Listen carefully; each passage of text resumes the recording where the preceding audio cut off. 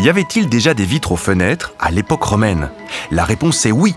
Les vitres avaient des tailles, des formes et des couleurs très variées.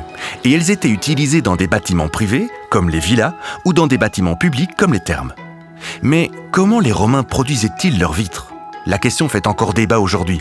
À l'UNAMUR, des scientifiques tentent d'y apporter une réponse.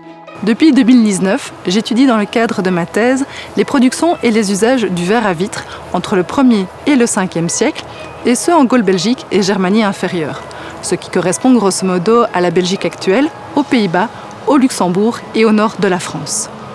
Notre hypothèse est que le verre en fusion est coulé sur une surface dotée d'un cadre et étiré à l'aide d'outils.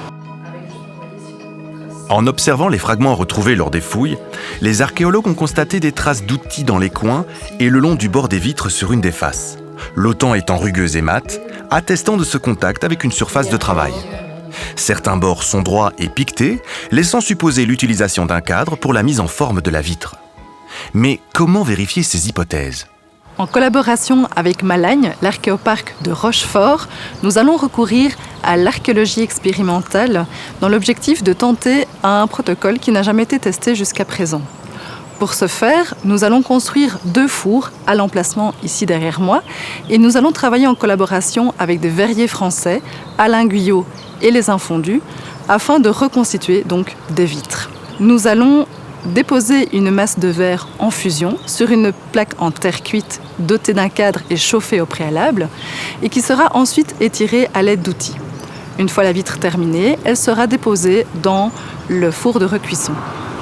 L'objectif étant de vérifier les traces d'outils et de voir si le protocole envisagé était effectivement possible pour l'époque.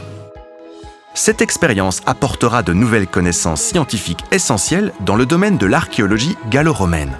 Les fours resteront ensuite disponibles à l'archéoparc pour le développement d'activités pédagogiques pour les écoles et le grand public. Pour pouvoir réussir cette expérience, nous avons besoin de votre aide. Nous lançons un financement participatif qui nous permettrait donc d'acheter les matériaux nécessaires à la construction des fours ici à Malagne et au financement des verriers. Que vous soyez curieux ou passionné d'archéologie, si vous souhaitez voir cette expérience se réaliser, n'hésitez pas à nous soutenir et à participer à notre financement.